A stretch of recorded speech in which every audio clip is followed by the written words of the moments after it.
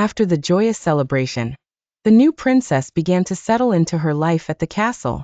She was gentle, thoughtful, and always took care to listen to those around her, whether they were gardeners or cooks or visitors from distant lands. Every morning, as sunlight filled her chamber, the princess would kneel by the window and watch the birds fluttering in the garden below. She greeted each one with a smile, and soon, even the shyest robins and curious bluebirds would come close, trusting her gentle voice and open heart. The prince liked to invite the princess on walks through the royal gardens. Together, they admired the rows of glittering dew on the rose petals, and the way the lilies swayed in the breeze. Sometimes, the princess would discover tiny creatures hiding under leaves, a ladybug, a field mouse, or a grasshopper, and she would teach the prince to care for them, helping even the smallest animals feel safe and loved. One day, the princess asked about the pea that had proved her true nature. The queen led her to the castle's museum. There in a golden box, lay the little green pea. The princess giggled, amazed that something so tiny could matter so much.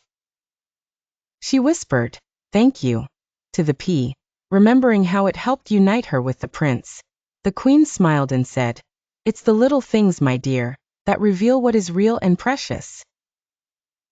The princess became known not only for her kindness, but also for her joy. She hosted gentle tea parties for the children of the kingdom, where they dressed up as miniature knights and princesses, and invented silly stories.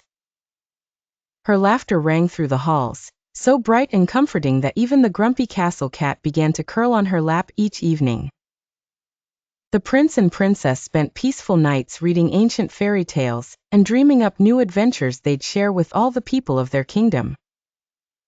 Together, they created new lodges for travelers and cared for the sick, ensuring that everyone, no matter how lost or tired, would find a warm bed and kind company whenever they arrived at the castle gate. Whenever stormy nights returned, the princess and prince opened their doors with a smile, never forgetting what it was like to be alone in the wind and rain. They told their visitors the story of the pea, reminding them that even when things seem hard or strange, kindness and honesty would always see them safely home. And so, the castle became a beacon of warmth and goodness, tucked in gentle valleys and surrounded by friendly forests.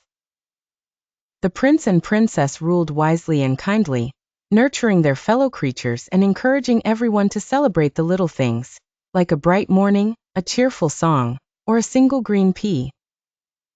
Their love and happiness grew year after year, bringing peace and laughter to all who lived nearby. And every night, as children tucked themselves into bed, they'd fall asleep imagining the gentle princess, the wise prince,